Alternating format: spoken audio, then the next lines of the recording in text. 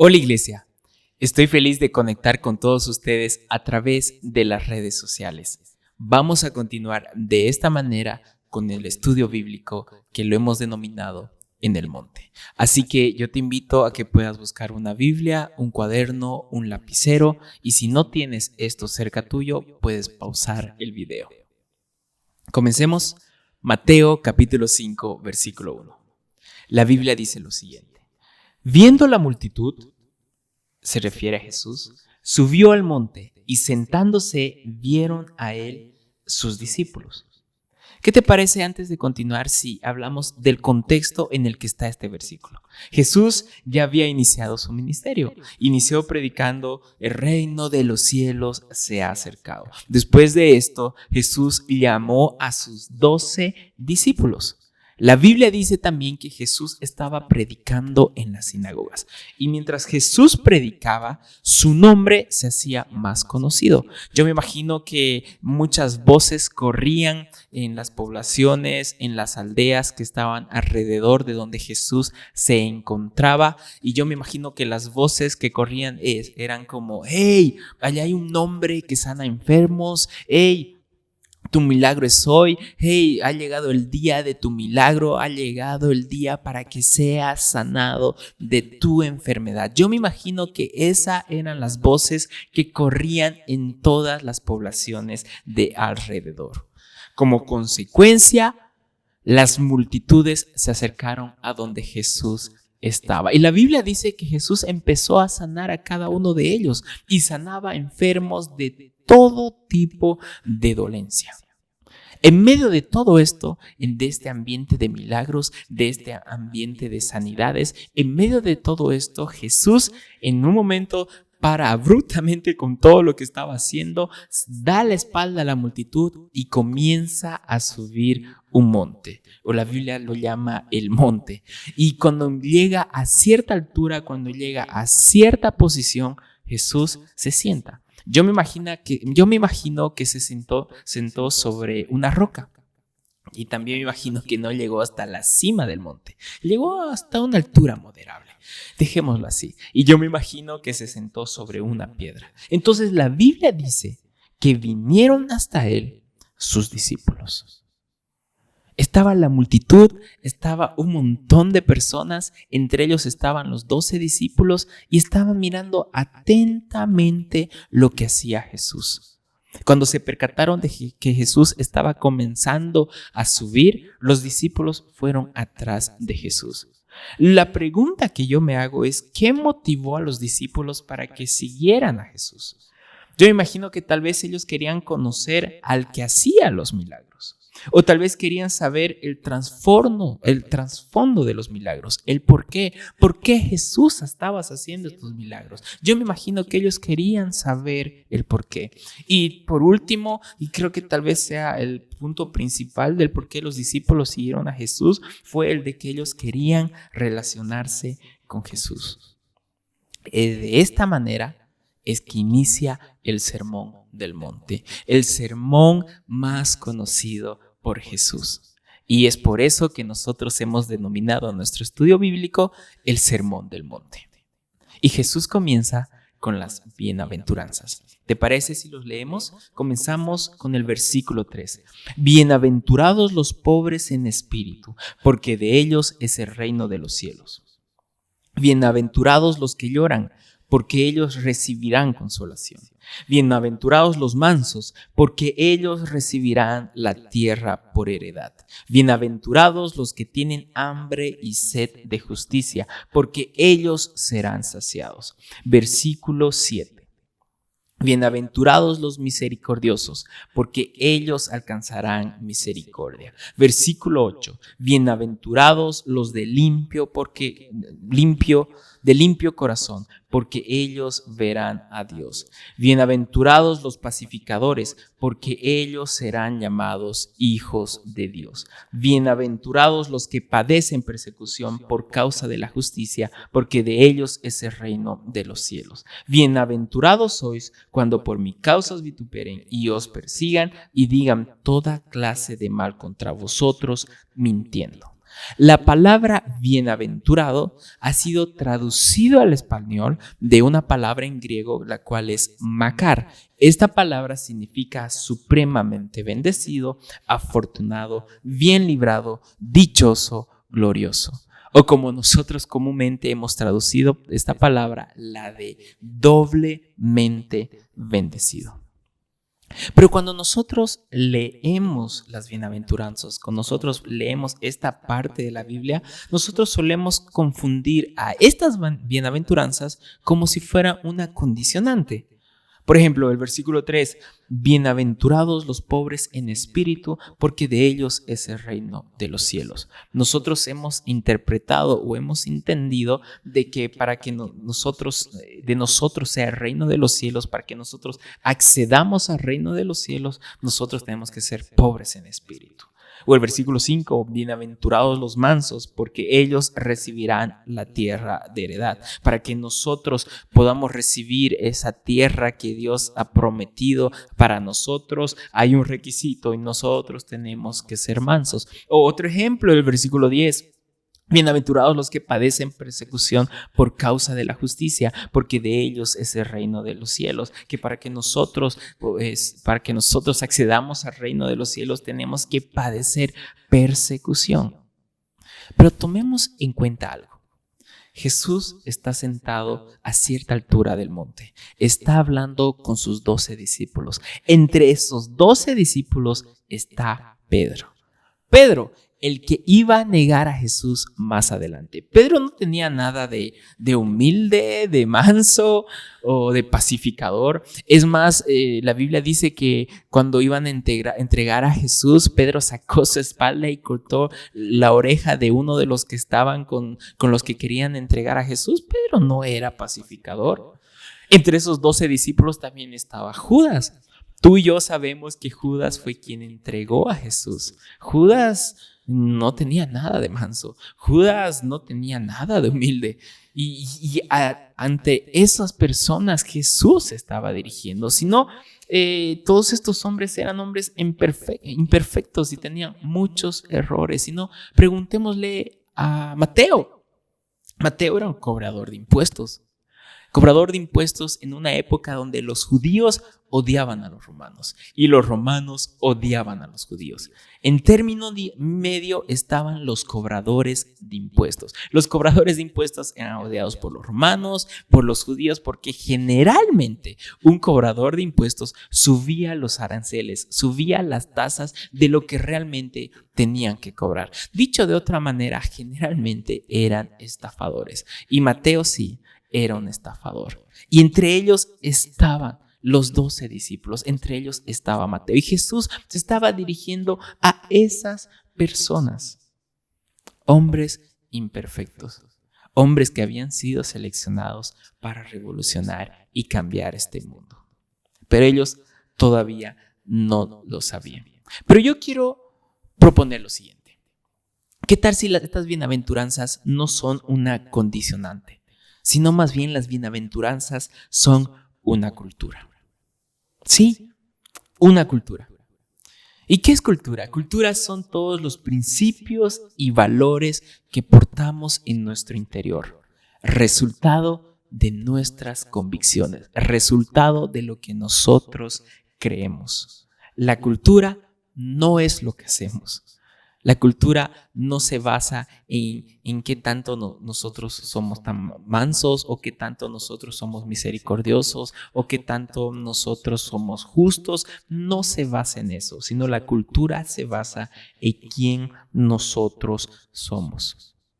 Y las bienaventuranzas hacen esto. Nos dicen quiénes somos. Las bienaventuranzas nos dicen que somos humildes. Es más, Jesús nos dice que somos humildes, que somos mansos, que somos justos, que somos misericordiosos, que somos limpios de corazón, que somos pacificadores. Imagínense Jesús utilizando estas palabras delante de Judas, utilizando estas palabras delante de Pedro, utilizando estas palabras delante de Mateo, delante de Timoteo, el que tuvo que ver para creer, delante de cada uno de sus 12 discípulos. Sí, Nosotros también somos sabios y nosotros somos y damos la otra mejilla. Todo esto no recibimos porque somos los escogidos o somos los santos o hemos luchado y hemos peleado para alcanzar el título de manso o el título de justo. No, ni mucho menos. Nosotros recibimos todo esto por gracia. La Biblia dice que solamente hay una manera de agradar el corazón de Dios.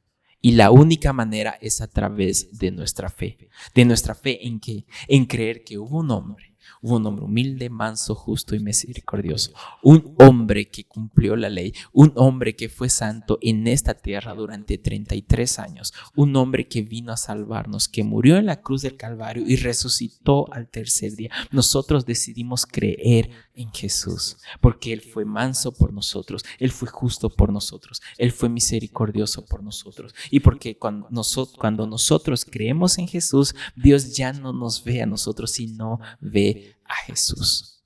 Y sí, es la única manera de agradar a Dios. El punto del problema, o creo que el punto de tensión está en cómo nosotros vemos a las bienaventuranzas. Nosotros podemos verlas como una condicionante.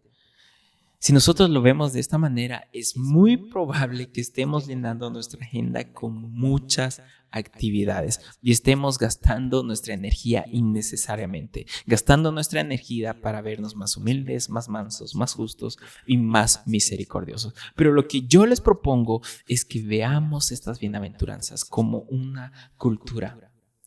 Y si nosotros la vemos como una cultura, vamos a ver cómo Jesús nos ve. Imaginémonos en el Sermón del Monte.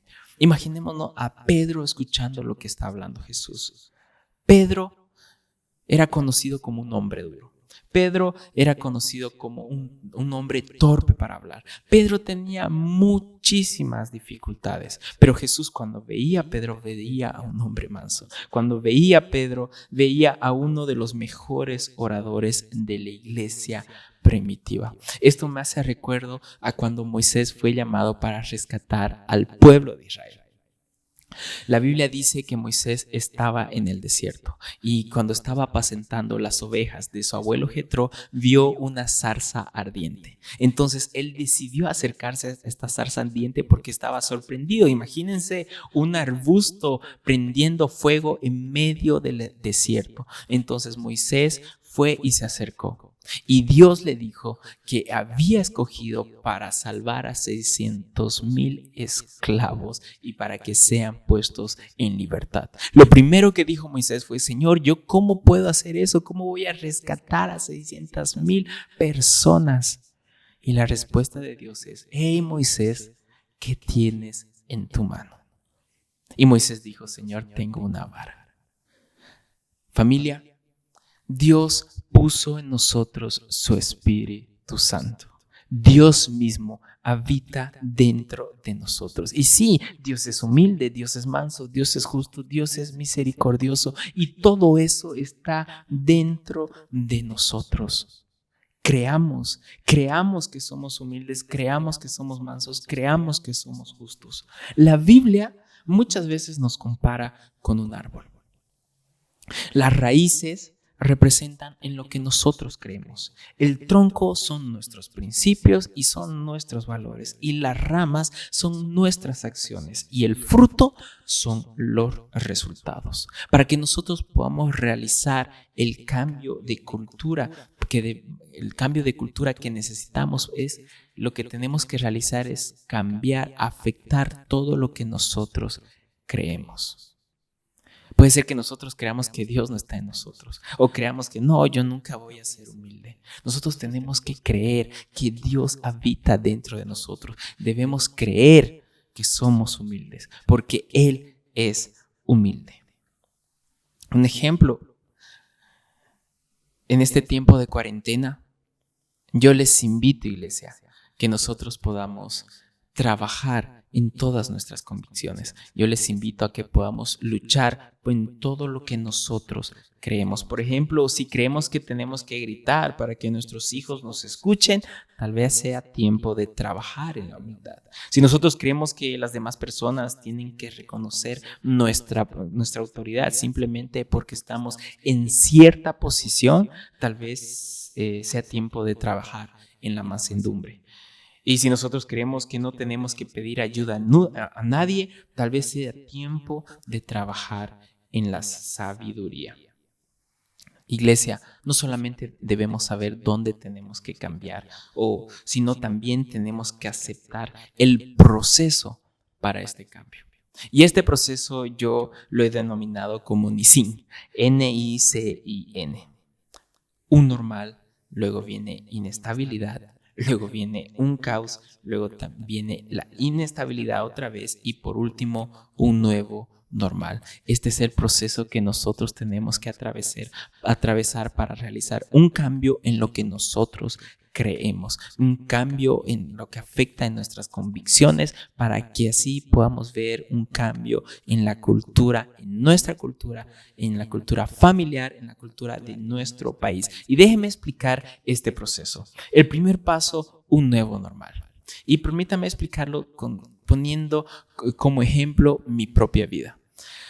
Hace como 3 meses que me vine a vivir a la ciudad de Santa Cruz. Estuve viviendo en otra ciudad en la frontera con Brasil. Allí mi familia entera recibió la palabra de Dios de que nosotros teníamos que mudarnos a la ciudad de Santa Cruz, que había llegado el tiempo. Más o menos recibimos esta palabra en junio del año pasado. Y todos sabíamos que teníamos que mudarnos a la ciudad de Santa Cruz. Y el primero en dar el paso fui yo.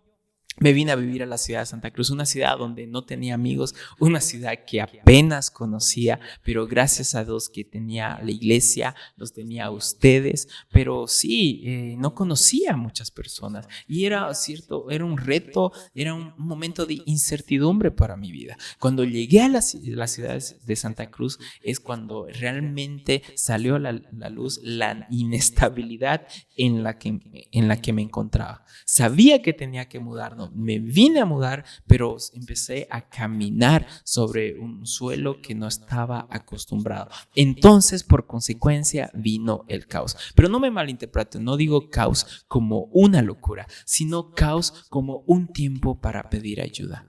Hay personas que ya han atravesado por lo que nosotros estamos atravesando. En este caso, nosotros queremos cambiar de cultura. En este caso, nosotros queremos cambiar la manera en que nos hemos estado comportando.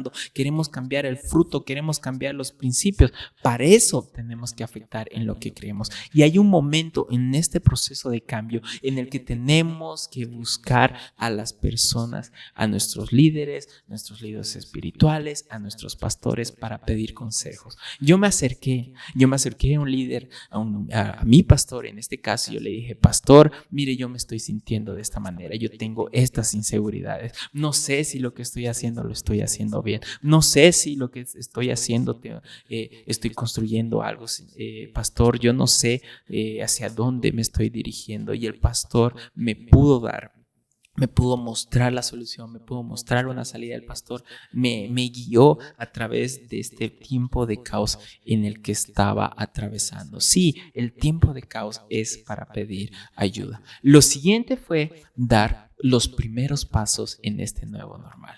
Sí, primeros pasos donde no era lo que hacía antes, no eran los retos en los que tenía antes, o no era la experiencia, que no tenía la experiencia como la tenía en la otra ciudad, porque sí, en la otra ciudad era como que yo estaba viviendo un tiempo acomodado, ya sabía lo que tenía que hacer, cuándo lo tenía que hacer, cómo lo tenía que hacer, ya tenía la experiencia necesaria para realizar todas las actividades, pero cuando llegué a Santa Cruz todo esto había cambiado. Pero cuando empecé a dar los primeros pasos era como que, hey, el tiempo de caos ya había pasado y por consecuencia vino el nuevo normal. Nuevos amigos, nuevos retos, nuevo normal. Este es el proceso que tú y yo tenemos que atravesar para cambio de cultura, para cambiar la cultura, para cambiar aquello que nosotros creemos. Familia, todos nosotros sabemos lo que Bolivia necesita. Todos sabemos que necesitamos políticos más sabios. Todos sabemos que necesitamos mercados más ordenados. Todos sabemos que necesitamos hijos más educados. Todos sabemos que necesitamos familias unidas. Todos hemos identificado el problema, pero permíteme recordarte lo que hemos visto esta noche. El cambio que transforma inicia en nuestras casas, inicia en nuestros corazones. Las bienaventuranzas, sí, son una cultura y no una condicionante. Cuando nosotros empecemos a ver a la vida, a las bienaventuranzas como una cultura, ese va a ser el momento en el que nosotros vamos a darnos cuenta que, no era el alrededor que estaba equivocado, no eran mis hijos que estaban equivocados, no era mi presidente que estaba equivocado, no era, o no sé, la solución no va a traer este partido político, la solución no va a traer estas medidas, la solución no va a traer, no sé, lo que nosotros nos imaginemos. La solución está dentro de cada uno de nosotros. El primero en cambiar tenemos que ser tú y yo. Sí, las bienaventuranzas no son una condicionante y son una cultura. Y permíteme terminar con el último versículo, Mateo capítulo 5, versículo 12. La Biblia dice: gozaos y alegraos, porque vuestro galardón es grande en los cielos, porque así persiguieron a los profetas que fueron antes de vosotros. Gozaos y alegraos. Es el tiempo de gozarnos, es el tiempo de alegrarnos, es el tiempo de aceptar el proceso, es el tiempo de aceptar la cultura que ha puesto Dios dentro de nosotros, es el tiempo de aceptar que nosotros tenemos que cambiar todo lo que nosotros hemos creído hasta ahora. Es el tiempo de aceptar que la cultura de los cielos va a ser establecida en nuestros hogares. Pero para eso necesitamos aceptar el proceso para una transformación. Y este versículo termina de una manera espectacular y dice: porque así persiguieron a los profetas que fueron antes de vosotros. En el Antiguo Testamento hubo una disputa entre el pueblo de Israel y los profetas, porque muchas veces los profetas traían noticias que no le gustaban al pueblo de Israel. Un choque de creencias, un choque de ideología, un choque de pensamientos. Y lo mismo va a ocurrir el día de hoy. Lo mismo va a ocurrir en estos tiempos. Nuestras ideas van a chocar. El mundo nos va a decir, nuestros amigos nos van a decir que es mejor recibir que dar, que es mejor gritar a nuestros hijos, que mejor es hacer ciertas cosas. Como en este tiempo nos van a perseguir, no como en los tiempos del Antiguo Testamento, pero sí tal vez nos van a perseguir ideológicamente o en nuestras creencias, y vamos a chocar por la manera en que nosotros creamos. Pero el mismo versículo dice que nos gocemos y nos alegremos porque vamos en el camino correcto. Permíteme terminar este tiempo con una oración. Señor, gracias por cada una de las personas que están al otro lado. Señor, oro y te pido para que tú puedas alentar sus corazones, para que tú puedas mostrarles los cambios de cultura que necesitan realizar en su vida, que necesitan realizar en su familia, los cambios que necesitan ser realizados. Yo te pido que les des fuerzas en este proceso de cambio, en este proceso de transformación, Señor. Tú les ayudes y alientes sus corazones, Padre, y que en un futuro podamos ver un nuevo normal, una familia, una persona, una Bolivia transformada. Gracias por este tiempo, en el nombre de Jesús. Amén. Que Dios te bendiga.